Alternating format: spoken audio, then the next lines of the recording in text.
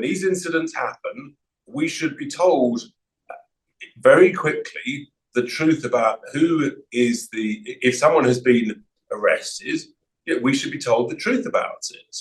And I think there is a genuine concern that may not be the case. And we still don't know. We still don't know. And this is what infuriates me. It's the cycle, isn't it? Tragedy happens.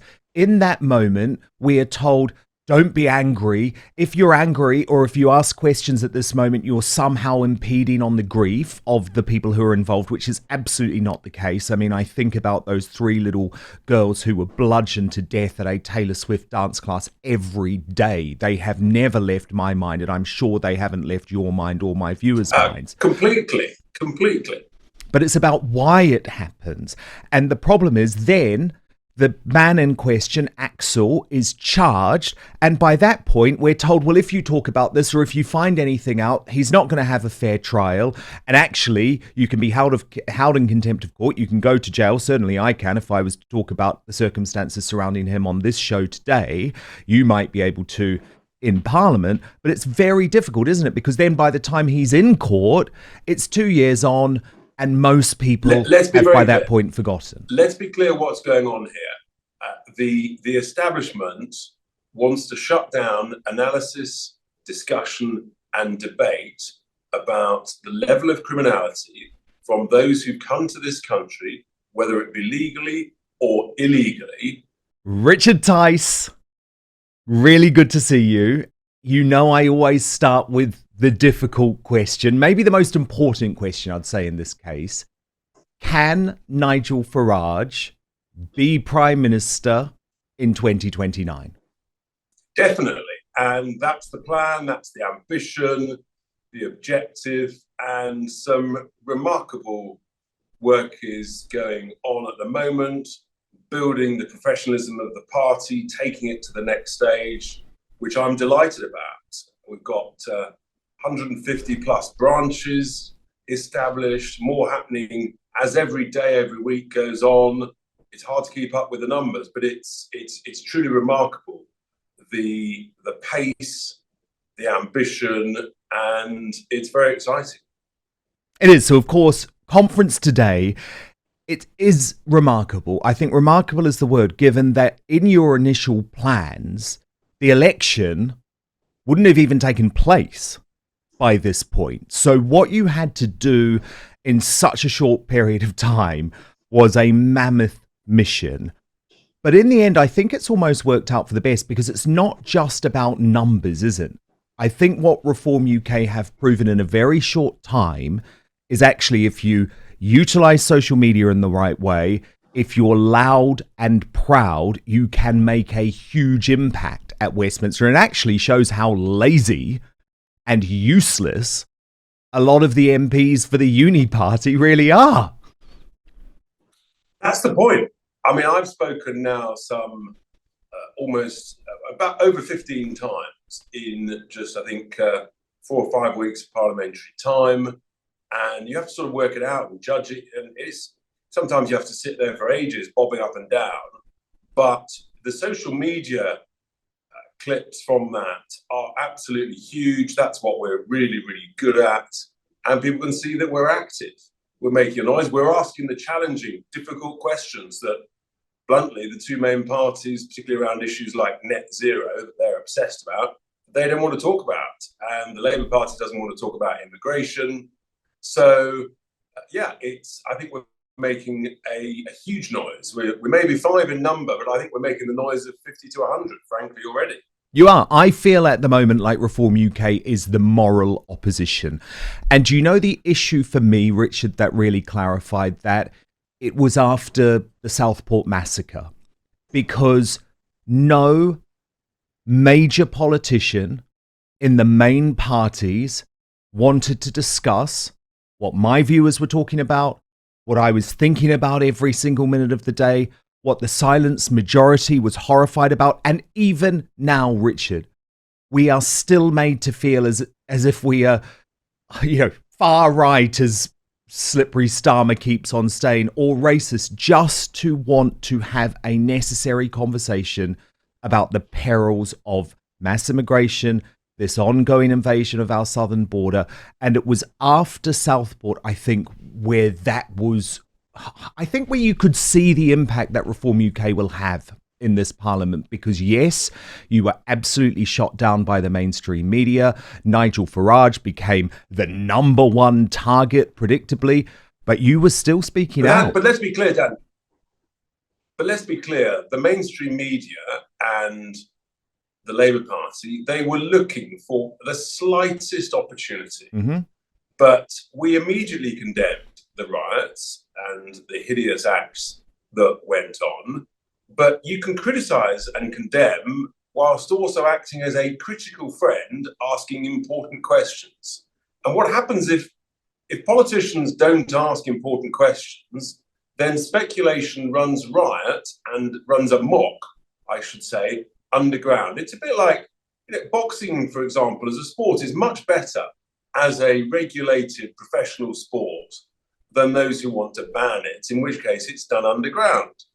And there's many other examples like that. So being able to ask questions, which is all Nigel did, and it's all I've done, in terms of when these incidents happen, we should be told very quickly the truth about if someone has been arrested, we should be told the truth about it.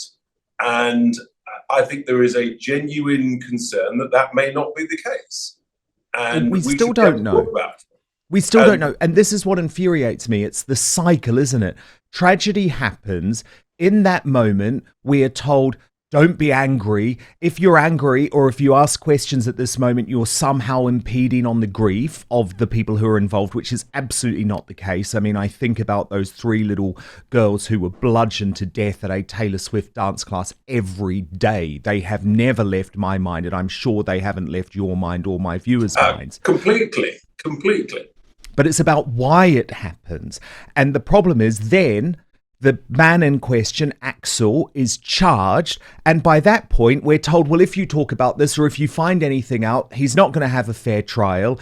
And actually, you can be held in contempt of court. You can go to jail. Certainly I can. If I was to talk about the circumstances surrounding him on this show today, you might be able to in Parliament. But it's very difficult, isn't it? Because then by the time he's in court, it's 2 years on.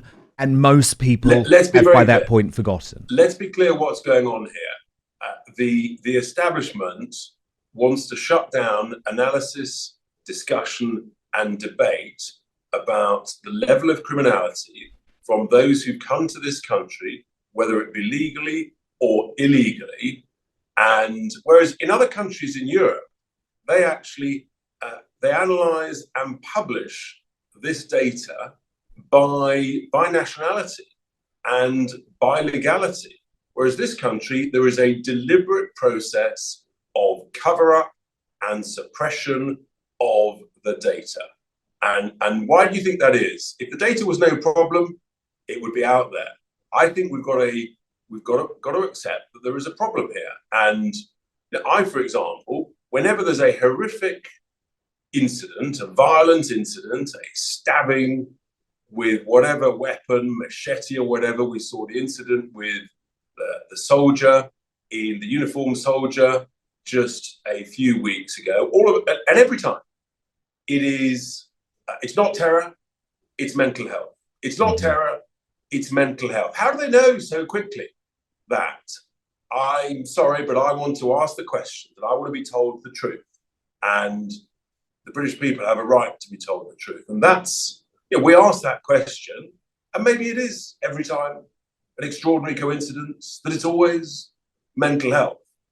And maybe, you could legitimately say anybody that tries to stab and kill someone is mad.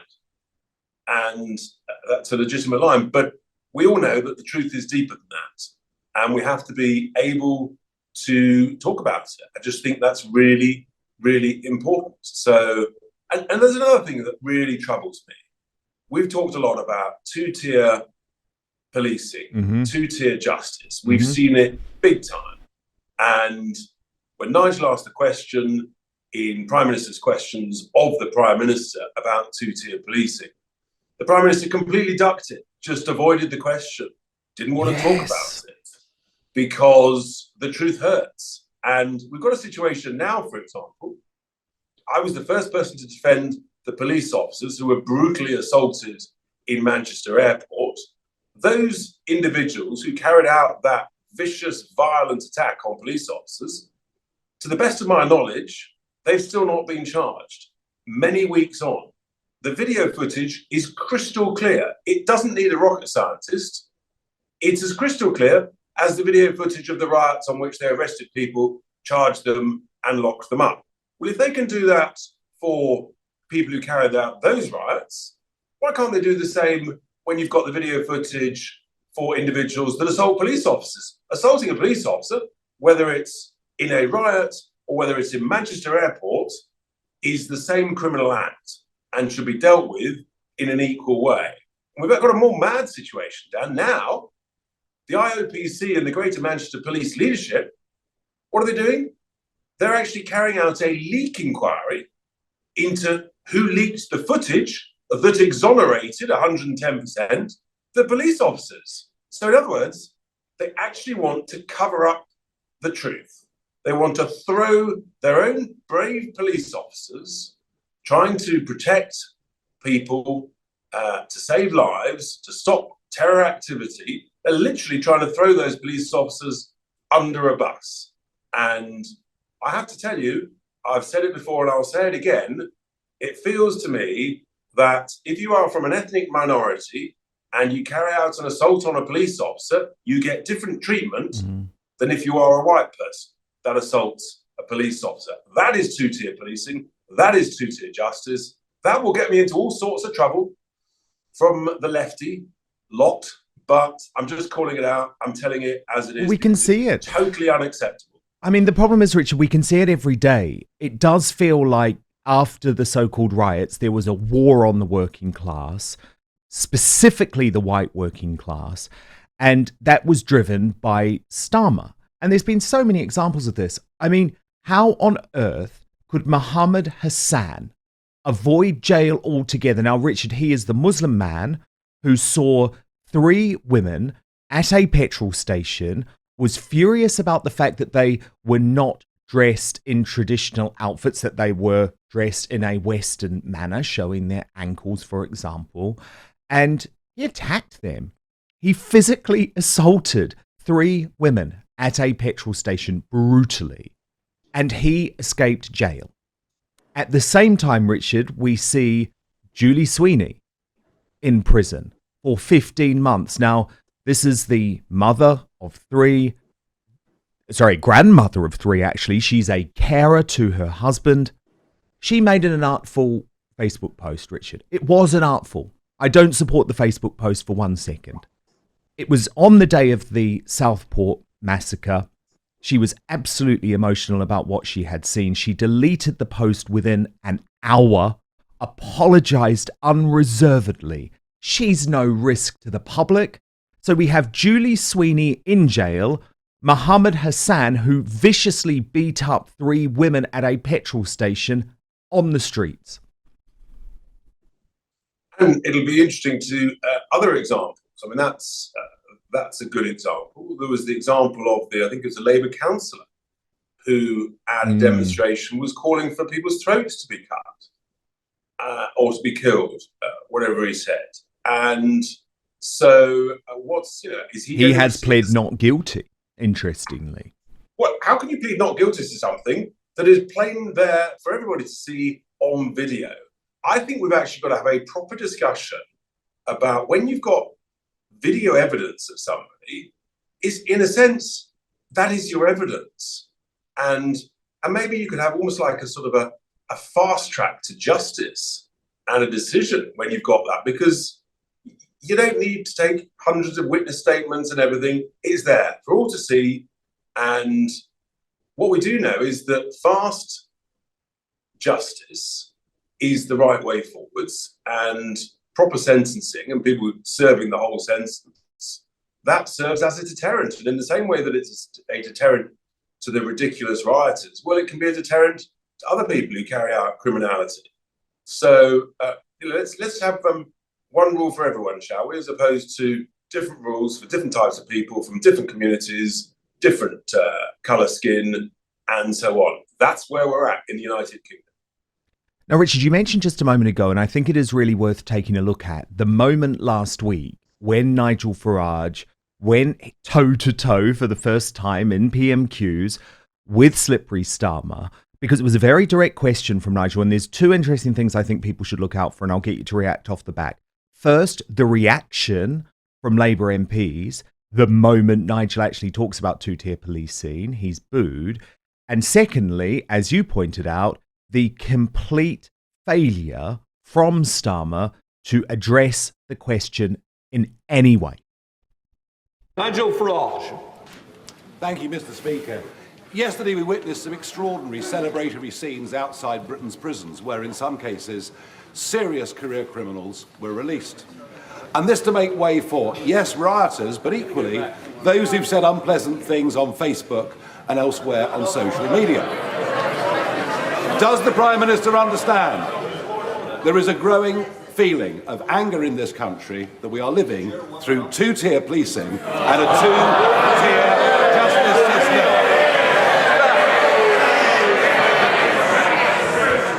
I'm angry to be put in a position of having to release people who should be in prison because the last government broke the prison system. And the Prime Minister was repeatedly warned. He had his own release scheme. He was repeatedly warned that he had to adopt the scheme that we put in place. The former Justice Minister said if we don't do it, we'll have to get down on our knees and pray. The police chiefs made it absolutely clear in a letter to him before the election that he needed to take action, saying that they wouldn't be able to discharge their duties and saying the risk was loss of an ability to detain suspects. That means, Mr. Speaker, an inability to arrest people committing offences. That's how bad it was. And they warned the Leader of the Opposition that further delays until after the general election will increase the risk significantly. What did he do? He delayed and increased the risks. Nigel Farage. So, Richard, how long can Starmer go on not addressing immigration, not addressing two-tier policing, not addressing the invasion via the southern border? But first, it turns out the key to losing weight and keeping it off is not in carbs or fat or even probiotic-rich foods. No, the end game of having a healthy weight, as well as more energy and a long, healthy life, comes down to a specific switch you can flip in your body to flush out unnecessary calories. Dr. Stephen Gundry is calling this caloric bypass. And by activating this specific process in your body, he has seen thousands of people dramatically improve their health, even at age 50 and beyond. This includes losing weight, getting tons more energy, and returning to the good health that they had in their youth once they simply address this one key to better health. Not only that, this is actually associated with improved digestion, strong feeling joints and muscles, smoother skin, and healthier lives, meaning it could be the key to a happy life. Dr. Stephen Gundry has lost 70 pounds himself using his research and has kept the weight off for over 20 years and counting. His digestive issues are gone, his health is fantastic, and he feels younger and healthier today than he did in his 40s.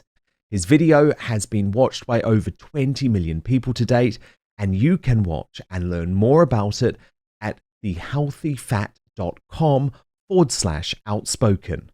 It's linked at the bottom of this video on YouTube and Rumble, but he'll teach you exactly how he has kept his weight off for free at thehealthyfat.com/outspoken.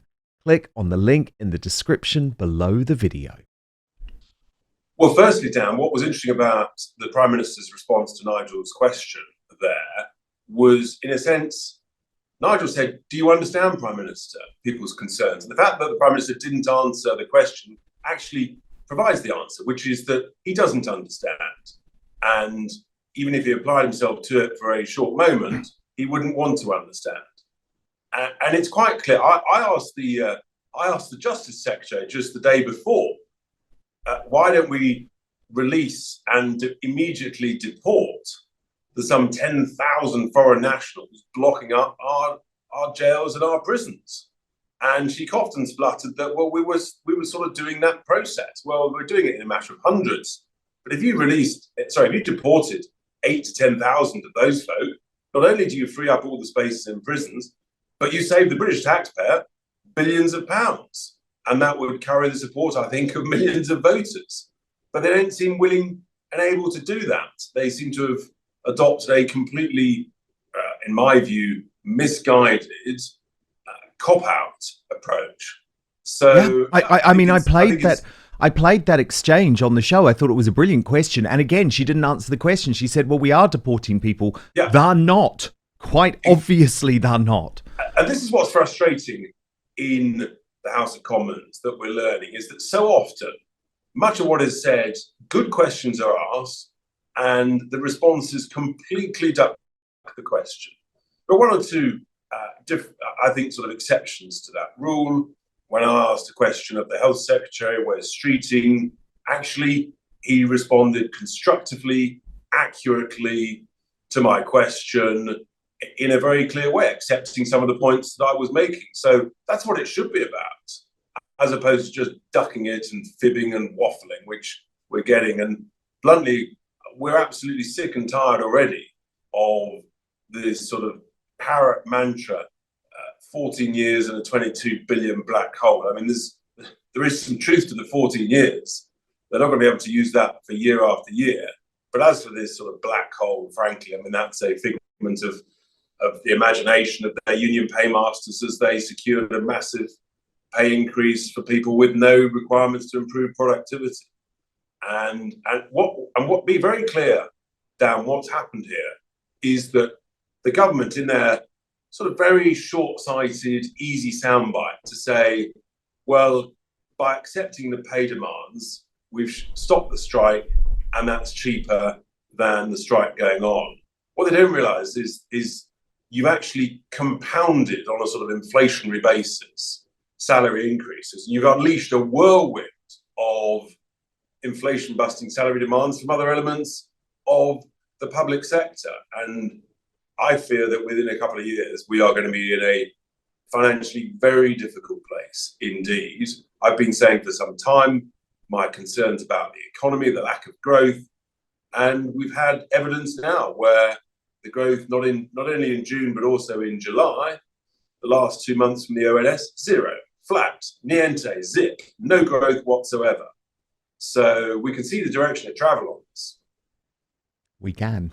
It's utterly terrifying, actually.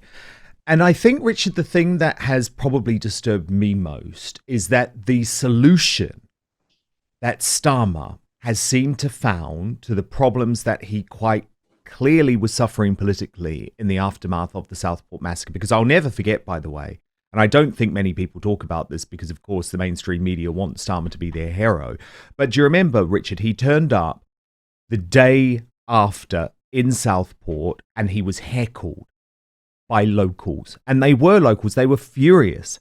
Now, that's a really bad news for a new prime minister. But what Starmer's solution seems to be is censorship.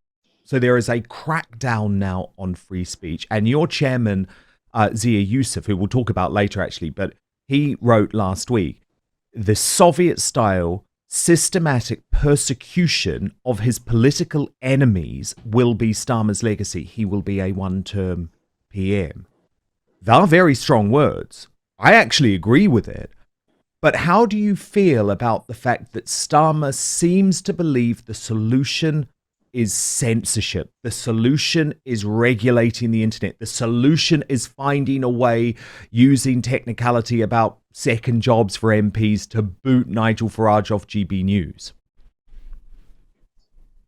Well, of course, I'm the guy that launched the word Starmageddon back in January at our press conference. Very good. And everybody's using it now. It was the Daily Mail comment sort of headline the other day, I think on one of their front pages. The truth is, what we've actually got is Starmageddon on steroids. And it's worse than anybody's sort of possible fears. What you've just talked about, censorship, sort of authoritarian approach, is classic socialism. Mm-hmm. And actually, he's shown incredible political naivety. Because if his response to the riots was to say, now look, we don't do rioting in this country. We do lawful protests. It's completely unacceptable. You're going to face the consequences of the law rapidly. And there's a separate point the Prime Minister could have said, which is, we understand people are concerned about high levels of legal and illegal immigration, and we're going to address them. Now, if he'd adopted that approach and said that we don't do violence and rioting in this country and that will be properly and robustly dealt with, he'd have been in a completely different political position. He'd have gained huge support. And then if the response from the Chancellor when looking at the books was to say, we've uncovered some numbers we're pretty uncomfortable with, that's why I've delayed the budget till October the 30th, because we've really got to know what we're looking at here and make sure that there's some proper growth in line. Again, rather than terrify 22,200 of my constituents and millions elsewhere in the country, they'd be in a completely different political place. And it's remarkable. People who've been around Parliament and well advised, as you know, some of the Labour advisors, whether we like their policies or not, are very competent, smart people. They would be in a completely different place. It's extraordinary. Thank you so much for watching Dan Wootton Outspoken. Please do subscribe if you want lots more clips and interviews like that. Plus, if you want to watch our totally uncensored after show, then visit www.outspoken.live.